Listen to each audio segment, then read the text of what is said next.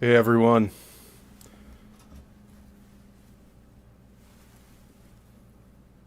Just waiting to see that we're live.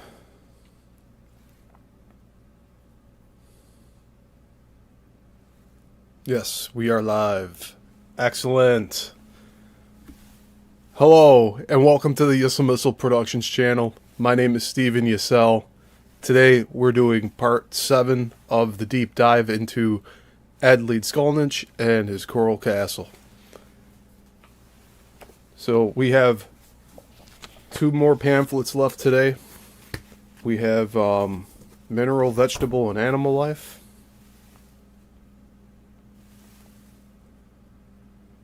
By Ed.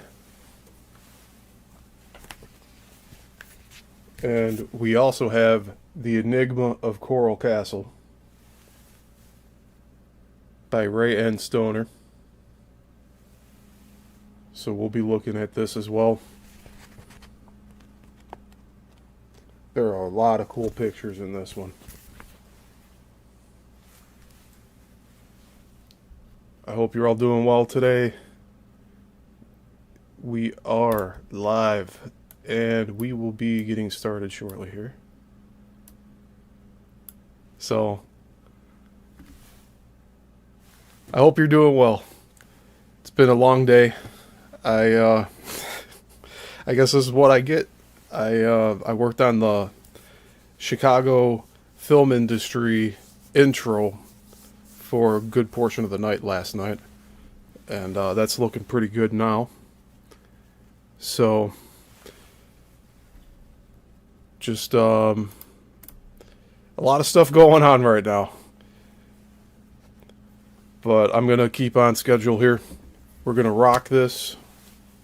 We got vegetable, or mineral, vegetable, and animal life. It's not that many pages here, but it is a lot of small text. And I'm not sure where anyone can get this other than the gift shop at Coral Castle, since this is where I got my copy. But I'm sure if you want to seek it out, you can.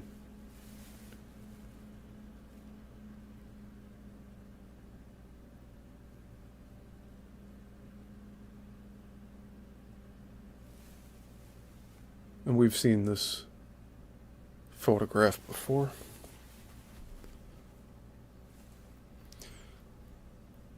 So, without further ado, let's get this slideshow going.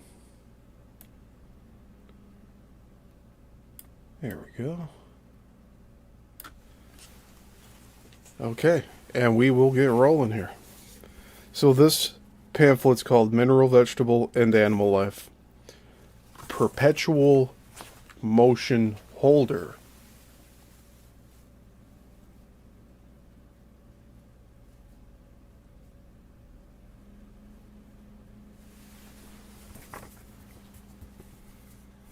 And it's by Edward Leedskalnin, Rockgate, Homestead, Florida, USA.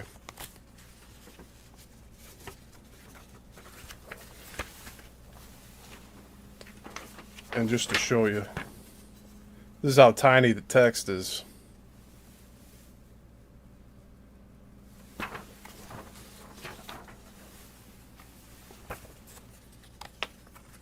But between that,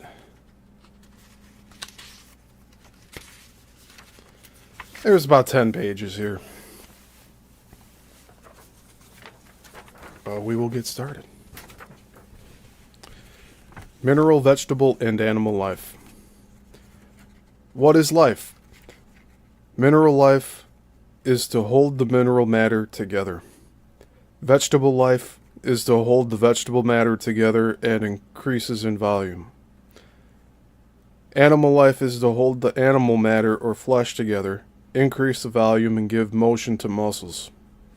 The base of life is the North and South Pole magnets. The magnets are indestructible. Every period of material life goes through two periods, construction and deconstruction period, but the life itself is indestructible.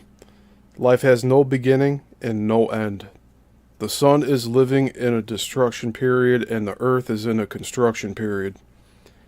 In the sun, only mineral life exists, but on earth, mineral, vegetable, and animal life exist.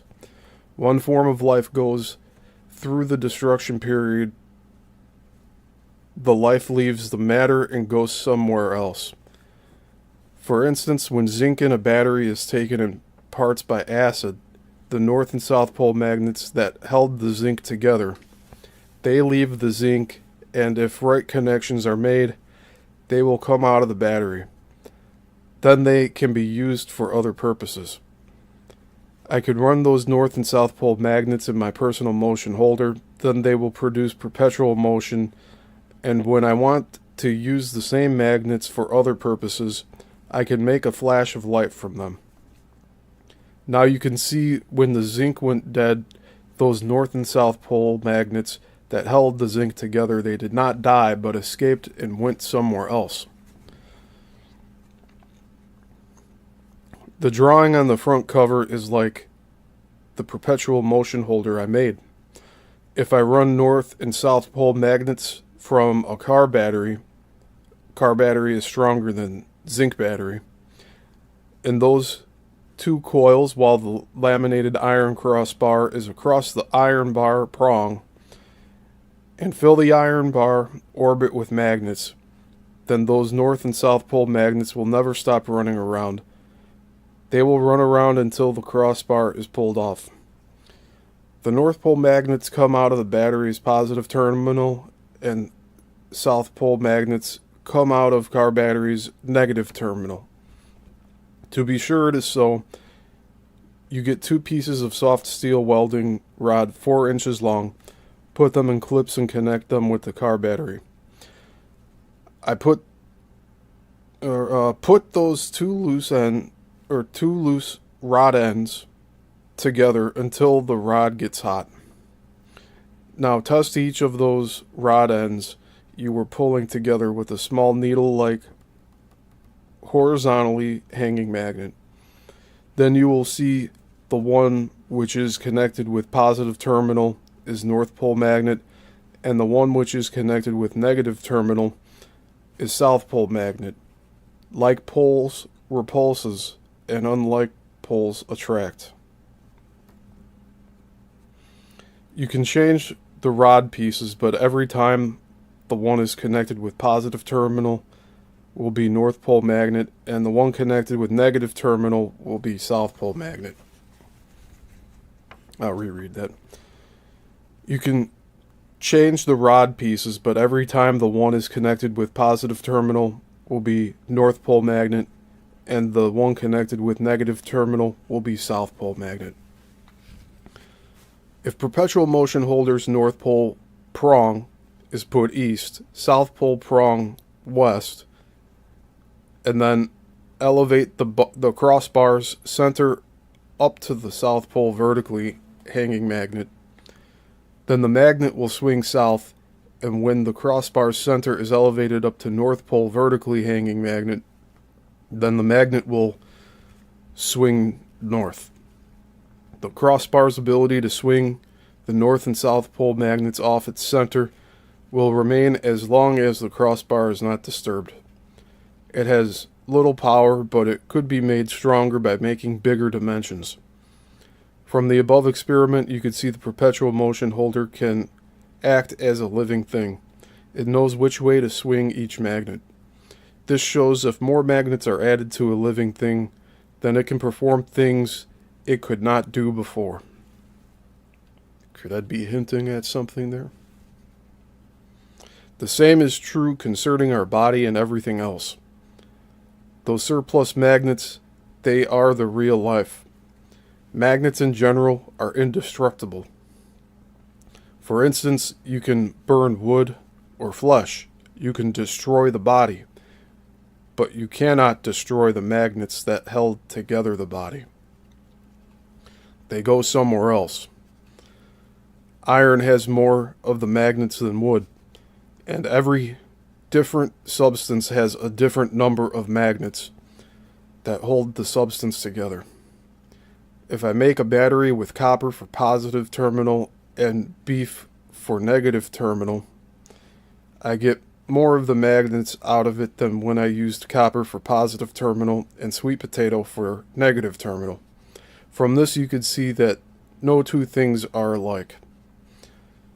Several years ago I read in the paper that the scientists cannot find out how the green chlorophyll converts the sunlight in plant food. They are looking in the wrong direction. It is not the green chlorophyll that converts the sunlight in plant food. It is the water that does it.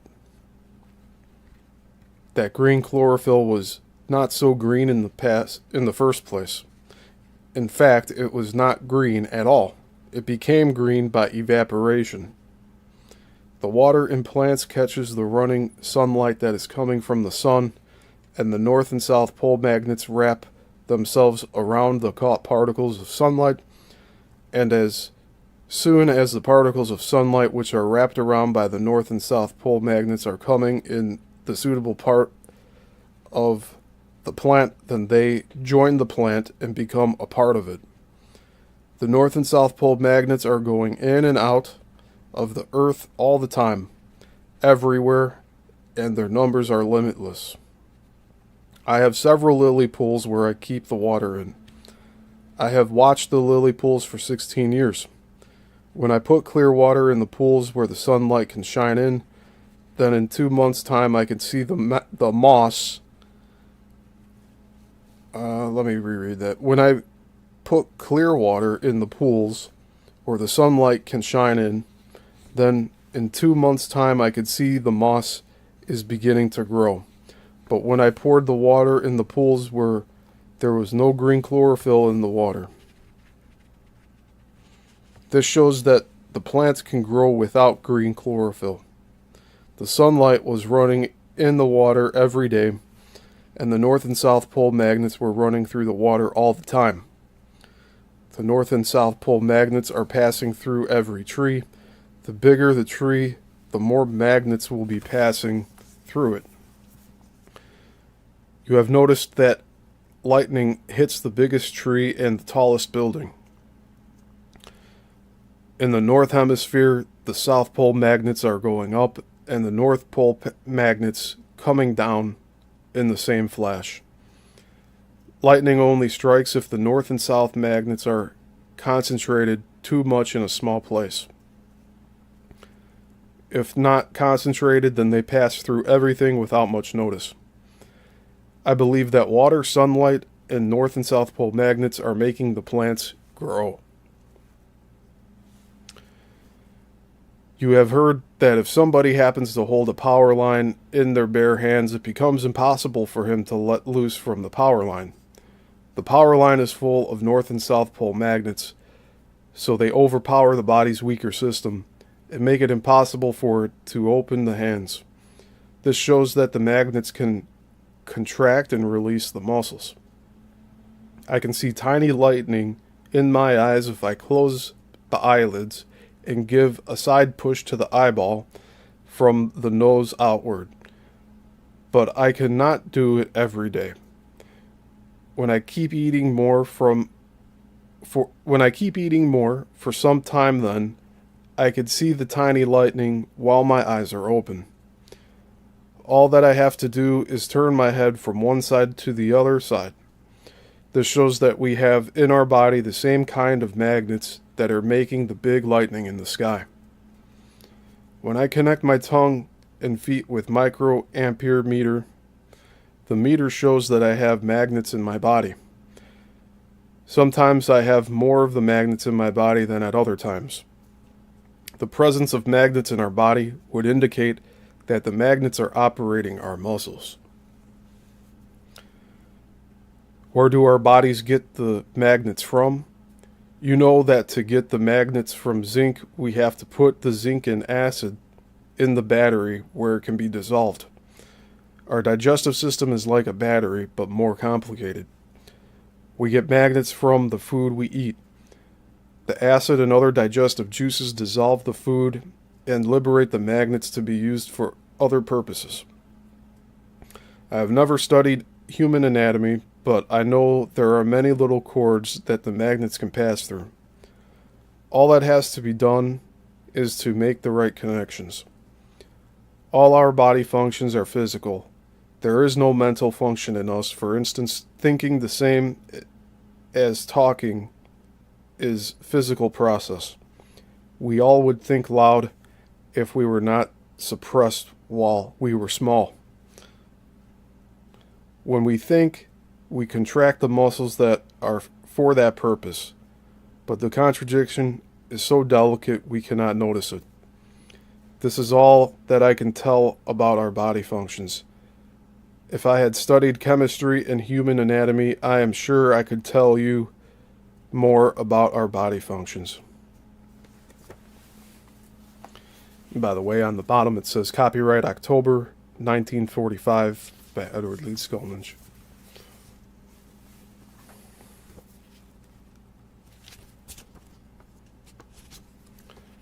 And on the top of the next page it says advertisement reprinted from Miami Daily News, Miami, Florida. So I guess you could find this at the museum if you wanted to look there.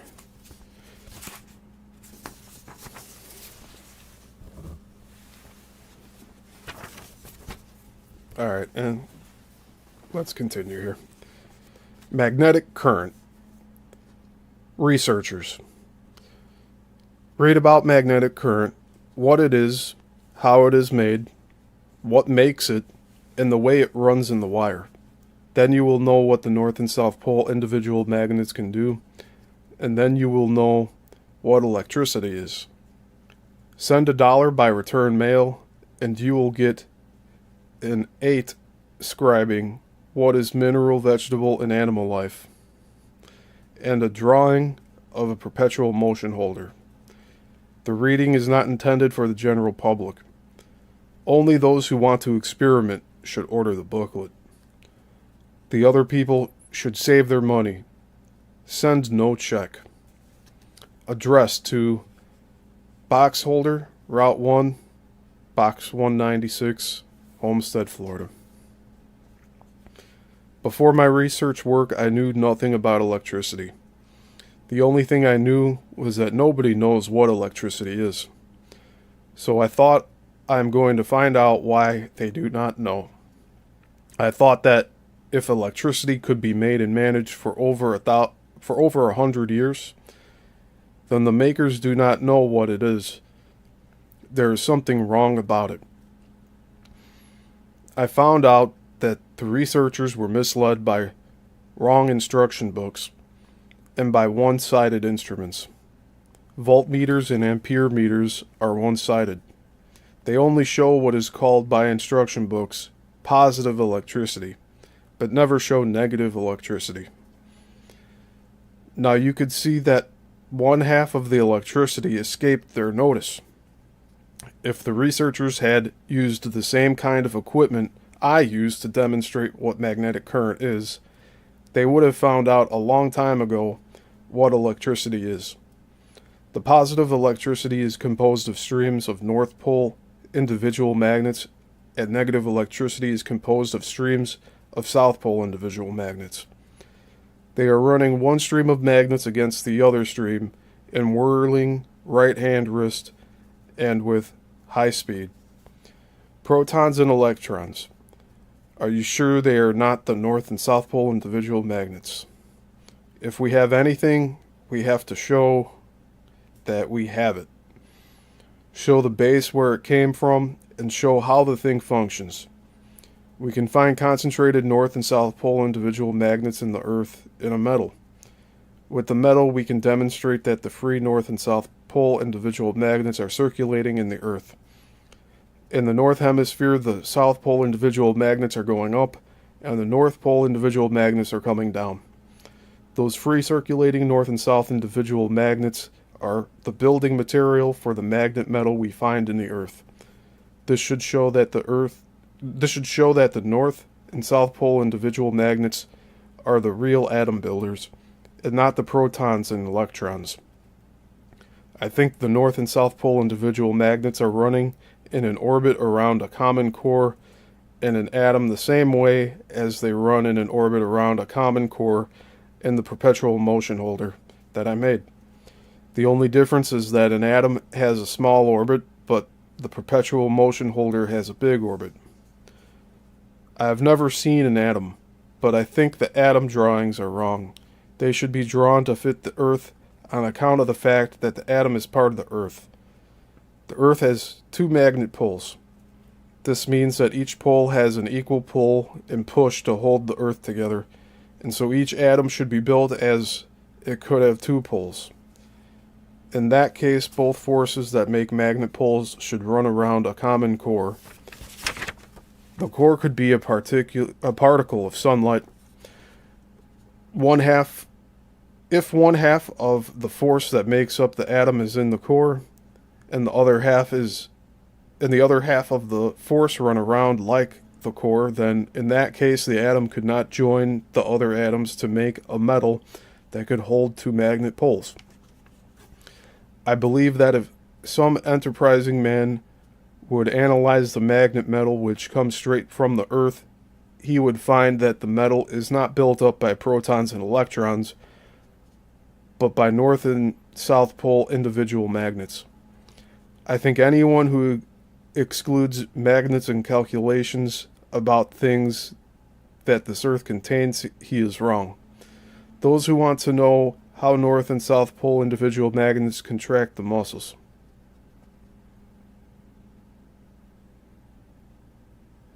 Connect each end of a fresh terrapin muscle with each terminal of a battery. Then you will see how the muscles are contracted. By the way, I'm reading this word for word, so if it sounds disjointed, it's Ed's writing, not my reciting of it. And I'm also trying to make sense of it as we go along here. Let's continue. This is for biologists. I can see chromosomes without a microscope. To see, I close my eyes and then I open one eye just a little to look at the blue sky. Then I can see chains of beads floating in the liquid in my eye. He's talking about floaters. Some chains of beads are longer than others. Most of the chains are folded over in irregular shapes, and between several beads in a chain there is a bigger bead, and sometimes there is 1, 2, or more beads hanging outside the chain, and sometimes I could see 1, 2, or more beads floating separately. Each bead's center is light and the outside rim dark. If I open my eye a little more and look sharper, then I could see round shining things running in every direction in jumpy paths. Some leave shiny wave like a path before they disappear. Each shiny thing is many times smaller than each smallest bead. They are not crowded. They all use the same speed, but the speed is a little too fast for good observation. To see finer things yet, I look in a gray cloud with the eye open until I see a darker spot. When the spot begins to boil in the middle, then I could see tiny multicolored streaks running around out of the middle. The scene lasts about a minute, and when it is gone, then nobody can know when the next scene will come around. Matter. Every form of existence, whether it be rock, tree, or animal, has a beginning and an end. But the three things that all matter is constructed from has no beginning and no end. They are the North and South Poles individual magnets and the neutral particles of matter. These three different things are the construction blocks of everything. To begin, a meteor rock falls in the sun dissolves the rock to the final division of matter. the North and South Pole individual magnets in the sunlight, then sends them out here. The vegetation absorbs some of the magnets and the sunlight and then grows. We eat the vegetation products and build up our body, and then when we die and our body is cremated, the ashes can be made into a rock, and then the rock can be sent to the sun to be dissolved again. The North and South Pole magnets can be detected while they are coming down from the sun by radio. The radio waves are made by the North and South Pole magnets. They spread around the Earth, and the North and South Pole magnets that are coming down from the sun are hitting the radio waves across, so it is disturbing their paths. That is the reason why we cannot hear the radio as well in the daytime as we do at night. At nighttime, we only get those magnets that are coming down from the other suns or stars, but in the daytime we get them all. Yesterday's sunlight is neutral particles of matter. If you had been high up above the earth yesterday, there would not have been as much light as there was on the ground. There you would have seen stars the same as the nighttime down here. In the empty space between the stars there is not much light, so the stars can be seen. Sunlight is light when it passes through some obstruction like the air. By going through an empty space, it is not much of a light. Millions of people all over the world are being fooled by the non-existing electrons. Here is how the electrons came into existence. Thomson invented an imaginary baby and called it an electron. Rutherford adopted it, and now the men with the long hair are nursing it. The electron has a brother, and its name is proton, but it is heavy and lazy. It remains stationary in the middle, but the electron has to run around it. To the electrical engineers, the positive electricity is everything. The negative electricity is nothing. But to the physicists, the negative electricity is everything, and the positive electricity is nothing. Looking from a neutral standpoint, they cancel each other. So we have no electricity, but we have something. If we do not know how to handle the thing that comes through a wire from a generator or a battery, we will get badly shocked. Read the booklet Magnetic Current, which we did last week. Then you will know what the thing is and the way it runs through a wire. Invention of an electron came by a tricky method in using electricity in a vacuum tube. Normally, whether it be a generator or a battery, the positive terminal will have to be connected to the negative terminal, but in the vacuum tube, two batteries with different strengths were used. The smaller battery was connected normally, but the larger battery's negative terminal was connected to the smaller battery's negative terminal, and the positive terminal was left alone. That connection gave the negative terminal a double dose of strength, and so it became hotter and could push more. It was called cathode, and the positive terminal anode. And the electricity that passed from the cathode to the anode was called electrons. In case the inventor had used normally direct methods to find out what the electricity was, he could have found out that the positive and negative electricity is in equal strength and are running positive electricity against the negative electricity. That can be seen by connecting each of two pieces of soft iron wire with each terminal of a car battery, and then by putting together and pulling away each loose end of the soft iron wire. More sparks can be seen coming out of the positive terminal than from the negative terminal. This direct method is more reliable than the tricky method in the vacuum tube. The trouble with the physicists is They use indirect and ultra-indirect methods to come to their conclusions.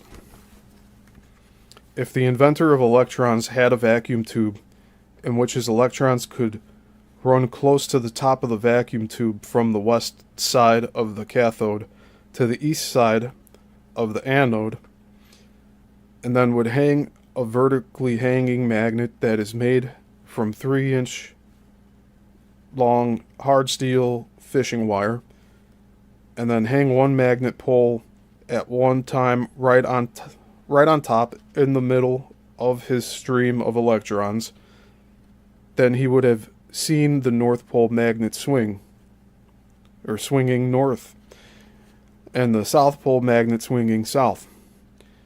The same thing will happen if the magnets are held above any wire where the electricity is running through. Those two vertically hanging magnets prove that the electricity is composed of two different and equal forces. Another way to prove this is to connect a flexible wire loop east end of the wire with positive batteries terminal, west end with negative terminal. Raise the loop 1 inch above the floor. Put U-shaped magnet 1 inch from loop, North Pole, south side of the loop. The North Pole magnet will pull in the loop, but put the South Pole magnet in the same place. It will push the loop away. Put the South Pole magnet north side of the loop. This time it will pull the loop in. Pull the North Pole magnet in the same place. It will push the loop away. This indicates that electricity, the same as a magnet bar, is composed of two equal forces, and each force is running one against the other in whirling right-hand twist.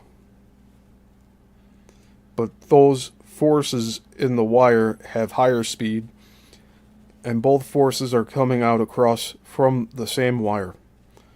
One of the forces is North Pole magnets and the other is South Pole magnets. They are the cosmic forces.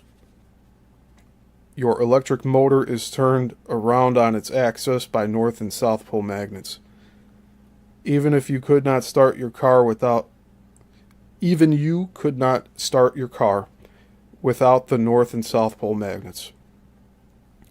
If electricity is made with the North and South Pole magnets and the electric motor is turned around on its axis by the North and South Pole magnets, as is the fact, then this will bring up a question. Where then are those Thomson electrons? They are not around the electric motor. The plain answer is they are non-existing. Rays. When I reduce the material from which comes out from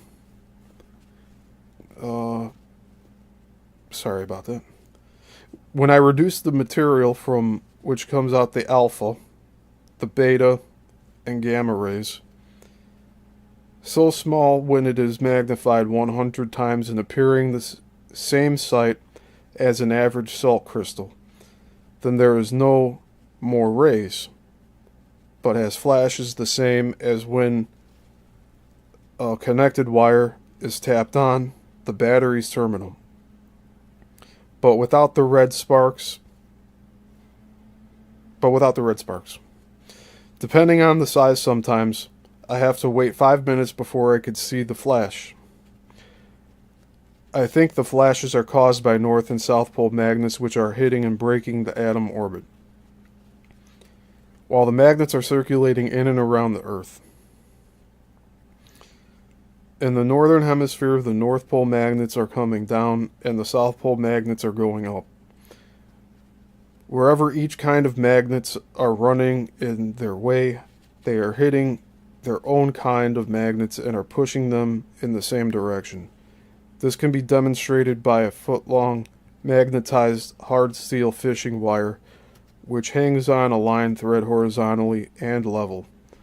All that will have to be done is to remagnetize the wire by changing the magnet poles. Then the wire will lie in a slanting position.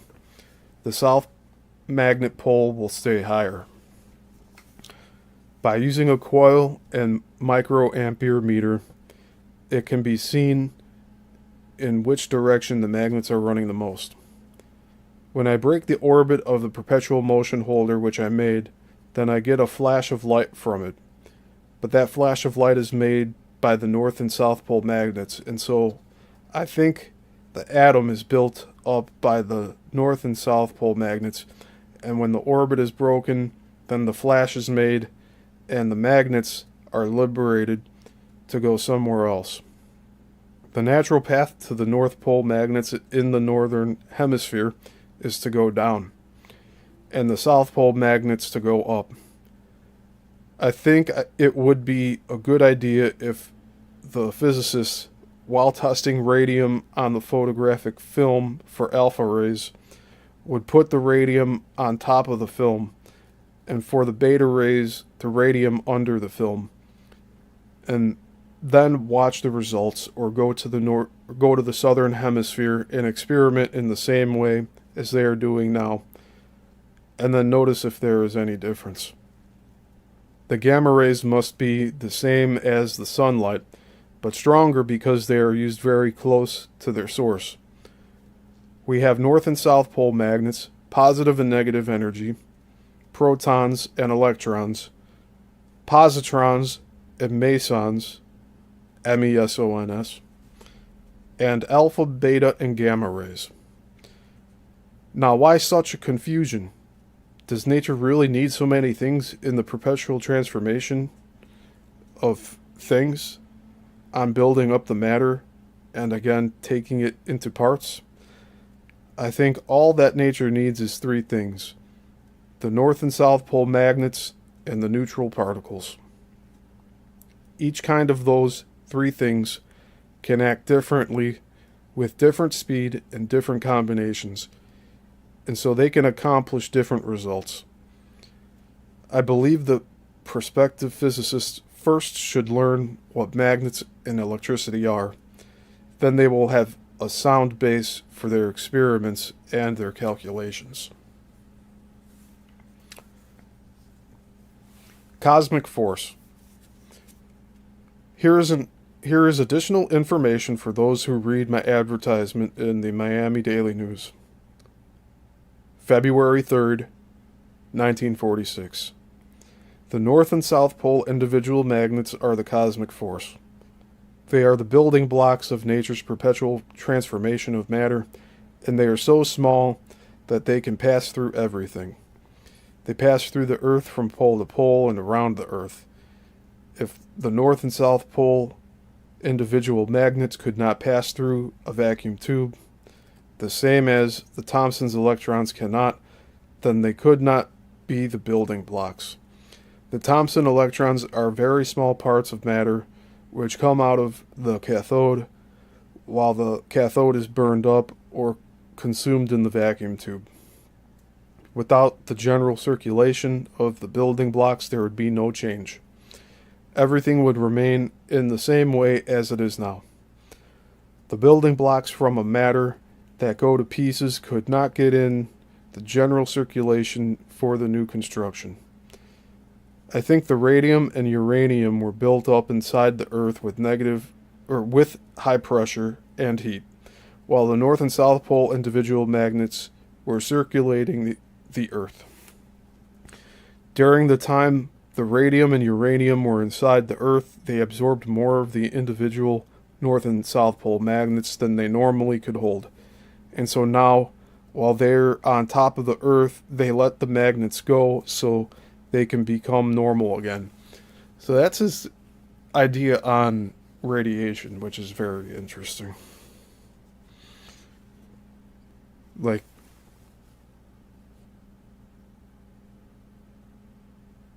what would you call that? It's like dispensing extra magnetics.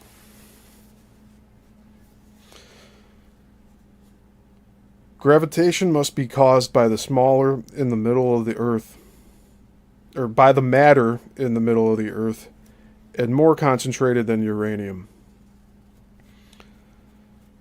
When uranium atoms burst, they release the north and south pole individual magnets that held the atom together. And then the magnets scatter all around.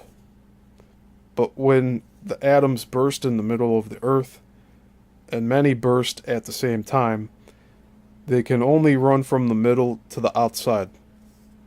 When the north and south pole magnets are running alongside each other and in the same direction, they have no attraction for the other kind.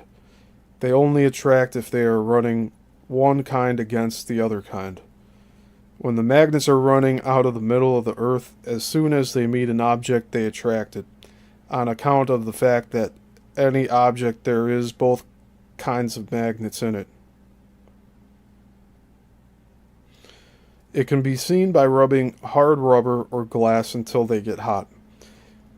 Then they will attract sand, iron filings, salt, and other things. To see how it functions, move a salt crystal a little. If it happens to get on a different magnet pole, then it will jump away. Another way is to rub hard rubber until it gets hot. Then it will be a temporary magnet. The difference between the rubber magnet and the steel magnet is that the magnet in the rubber comes from the magnets that hold together the rubber, and both north and south poles are in the same side of the rubber, and the magnet poles are small, and there are many of them close together. But in the steel bar, the attracting magnet is not the magnet that holds together the steel, but the surplus magnets, the circulating magnet that was put in it. Attract the iron filings with the rubber magnet, then approach with the steel magnet. Change the poles, then you will see some of the filings jump away. This means the steel magnet changed and the magnet poles in the iron filings. I'll reread that. This means the steel magnet changed the magnet poles in the iron filings, and so they jumped away.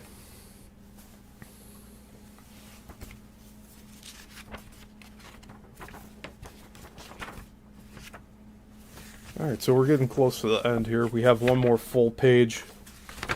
It's about there's 3 pages on this one piece of paper here. It's folded in half. Magnetic current.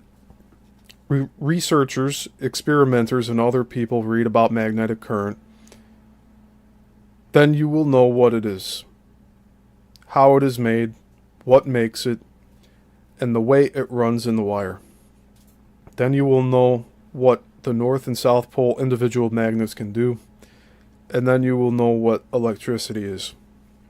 Send a $1 bill by return mail, and you will receive an 8,000-word booklet postpaid, and in addition you will get a folder describing mineral, vegetable, and animal life, and a drawing of perpetual motion holder, and another folder with several interesting subjects.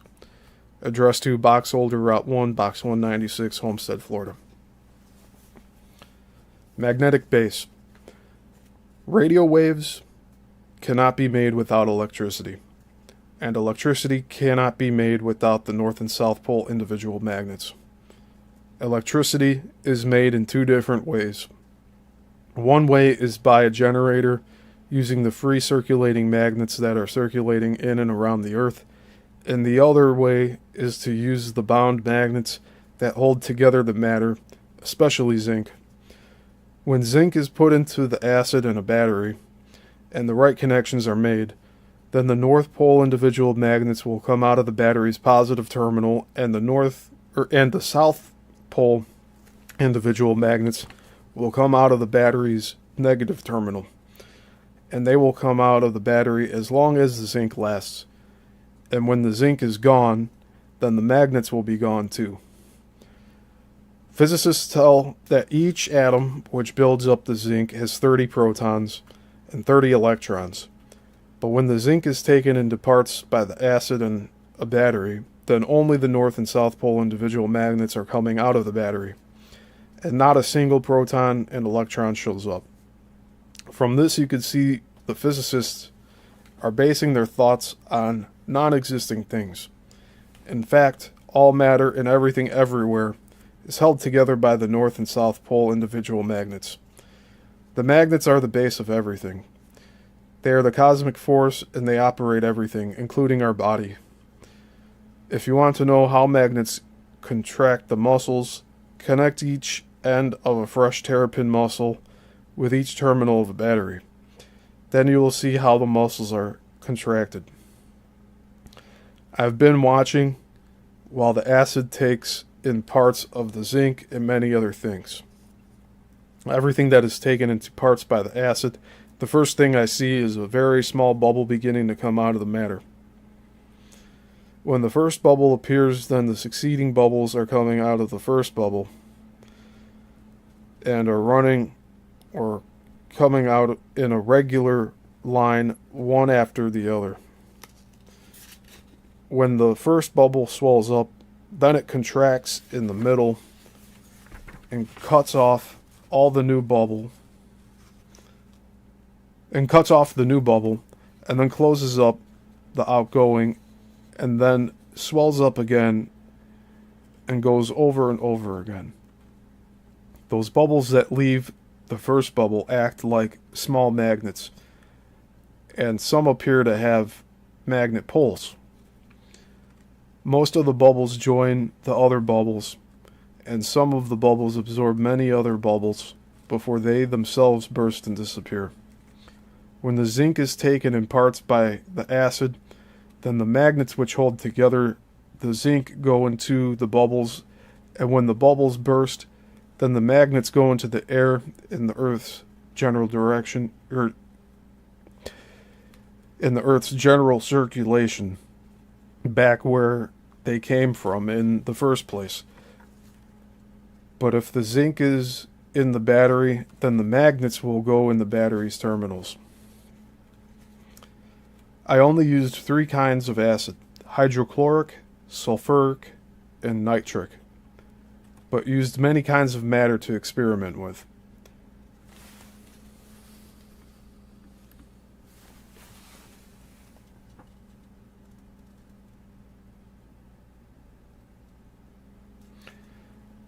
For the best results, different matter needs a different acid to dissolve it, but every kind of matter produces bubbles, and each kind of bubble smells differently.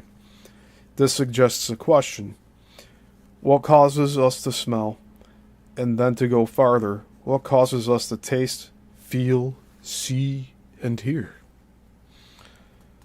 You already know that the magnets can contract the muscles, and smelling, tasting, feeling, seeing, and hearing is only a step from contracting the muscles. All functions in our body are performed by North and South Pole individual magnets. When we smell, the outside magnets come in contact with the inside magnets, and so we feel the sensation that they produce while they are passing by and through the nerve cord or tube, and the same thing happens with our other senses.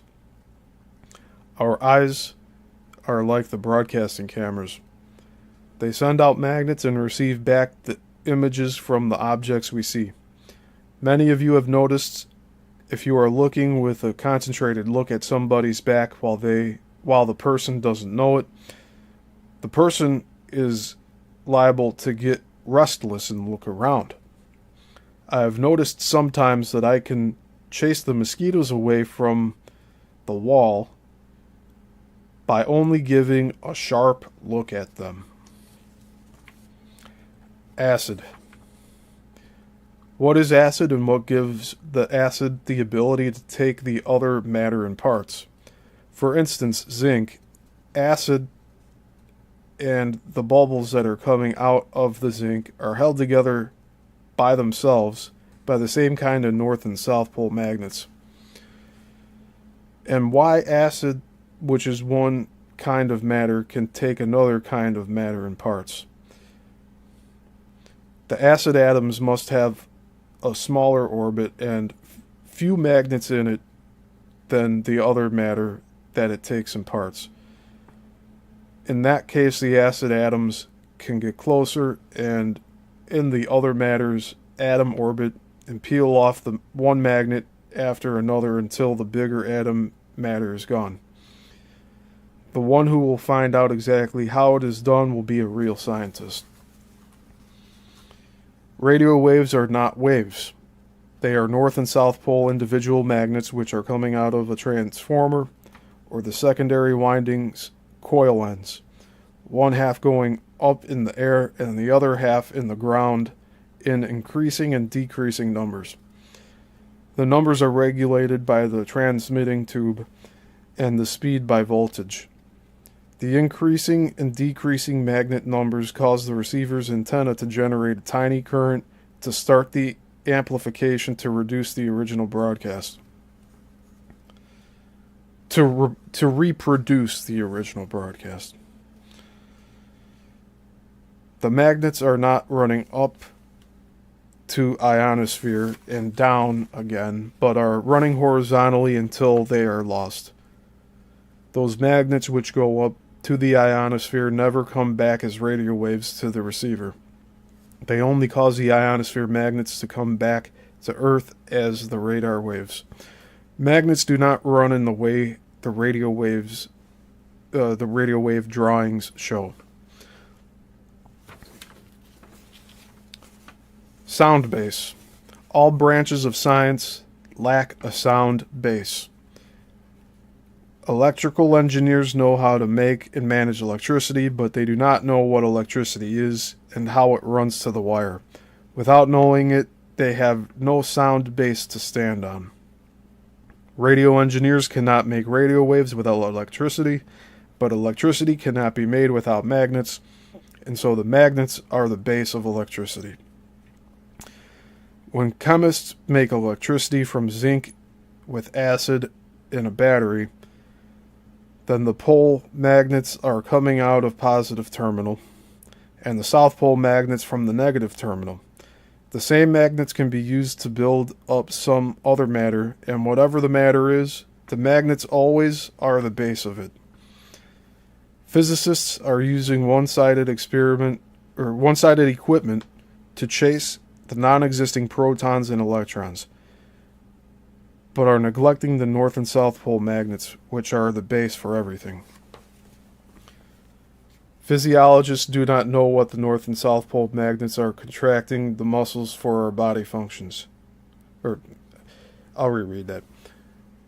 Physiologists do not know that the north and south pole magnets are contracting the muscles for our body functions. Geologists do not know what gravitation is and what causes earthquakes in mountains. Perpetual transformation is going on with this earth all the time. When the atoms burst in the middle of the earth, the magnets are running out from the middle and so cause gravitation by attracting the matter that is in front of them. And when many magnets have come out, then there will be contraction that will cause earthquakes in mountains. Astronomers do not know what causes seasons. All planets and the sun have magnetic poles. The magnetic poles are pushing and pulling the Earth in an axis way. The Earth's summer end is always a stronger magnet pole than the winter end, and that causes the Earth to slide axis way and make the seasons. Millions of people all over the world have been fooled, including myself, by wrong drawings in geography books and showing how the Earth's yearly path around the sun causes summer and winter. In fact, the drawings are wrong. I was lucky. I made a rock telescope and a rock sundial, and they defooled me. Now I know the right path the Earth follows. The scientists should come out to Rockgate, Homestead, Florida, and have a good look at the new drawing, the telescope, and the sundial, and then notice how they would affect science. Above the reading, the magnetic current, the mineral, vegetable, and animal life, and the advertisement, they all go together. Ed Leedskalnin.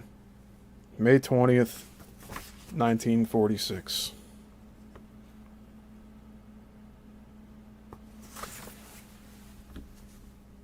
And that is that for his second pamphlet here.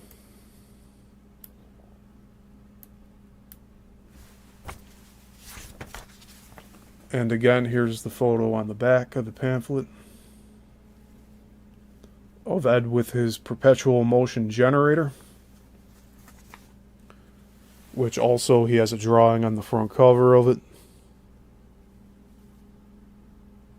Or this is the holder, perpetual motion holder.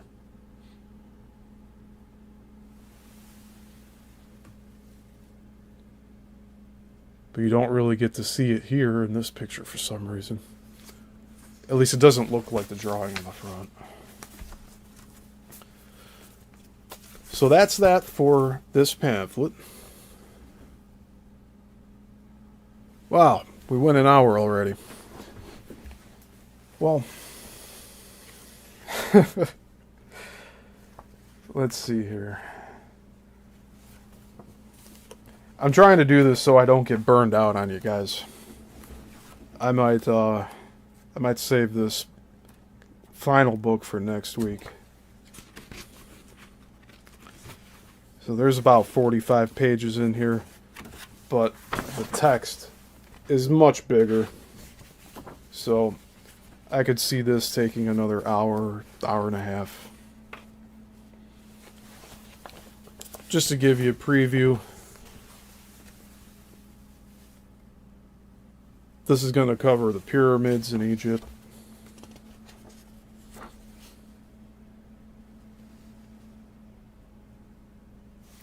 This is going to cover some Aztec stones and sundials and calculators.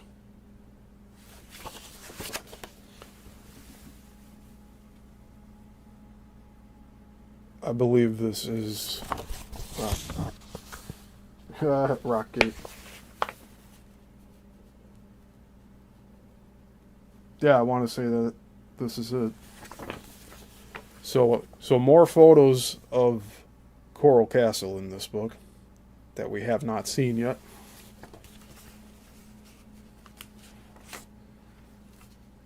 Yeah, there's definitely more in here.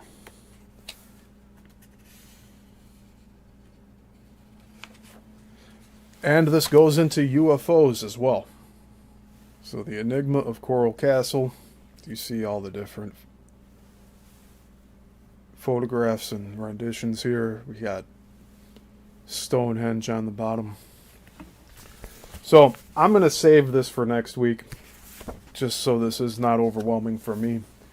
I am a little different in my reading today just because I'm tired. So everything else is moving along nicely. We have the Thursday show on the Bermuda Triangle, and then on Saturday we have the beginning of my new show. It's a deep dive into 1900s Chicago film industry, and that is going to cover a lot of information, but I will be here to dissect it and help you along with understanding all of it. That's going to be a weekly thing. So we have at least one more Coral Castle deep dive. If I do more after part 8, it will be more of other odds and ends that I've collected that pertain to Coral Castle. But this should wrap that series up for me, and I will come back to this and revisit it if I have to at a later time. So I'm not putting a permanent end cap on this for next week, but anticipate part 8 to be probably the last part for a little while. So you can expect at least one more part that's next week, and we'll go through this Enigma of Coral Castle printout. And other than that, I hope you're all having a great week. The weather's getting warmer here in the Midwest, and I can just hope for the good weather to continue. So I really appreciate y'all being here. And as always, please like the video, comment. It all helps the algorithms. It helps get the channel out. And if you're not subscribed, please subscribe. If you're new here, welcome. If you've been here for a long time, thank you for sticking around. And I'm always trying to do new things here on this channel to help keep things interesting. And yeah, I think Thursday will be interesting with Bermuda Triangle. We're going to be getting into, I believe, more different ships and planes. But I think we're focusing more on ships next week. And then Saturday, we'll start the Chicago Film Industry series. And I think you'll learn a lot of new information about Thomas Edison.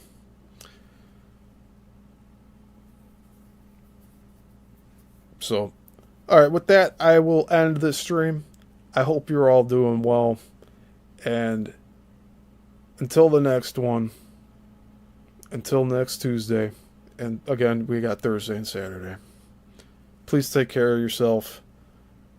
And you can find the new streams in the upcoming tabs here on the live. And these live streams will be rebroadcast at a later time. Hopefully I can get this up again at midnight tonight. That'd be nice. But I've been re-uploading at midnight, trying to see where my viewers are at, who's coming in and tuning in. And yeah, that's it. Just trying to build this whole thing out. I will be having more guests on soon, so just keep an eye on that. Returning guests and some newer guests, so everything's just kind of floating around there. But do expect to see more interviews here. And yeah, that's it. Other than that, please take care of yourselves. Have a great rest of your week. I hope to see you all Thursday. And until the next one, class dismissed.